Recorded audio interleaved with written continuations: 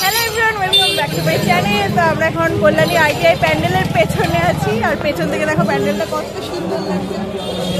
মানে দূর থেকে এমন আলো দেখা যাচ্ছে, মনে হচ্ছে যেন প্যান্ডেলে আগুন জ্বলছে। তো আমরা দুজন আজকে মানে আজকে হলো মহালয়াতে আমরা দেখতে চলেছি। আজকে এতটাই ভিড়, মনে হচ্ছে অষ্টমী দশমী। তো চলো সামনে থেকে দেখাই সিনেমাটিক শটে।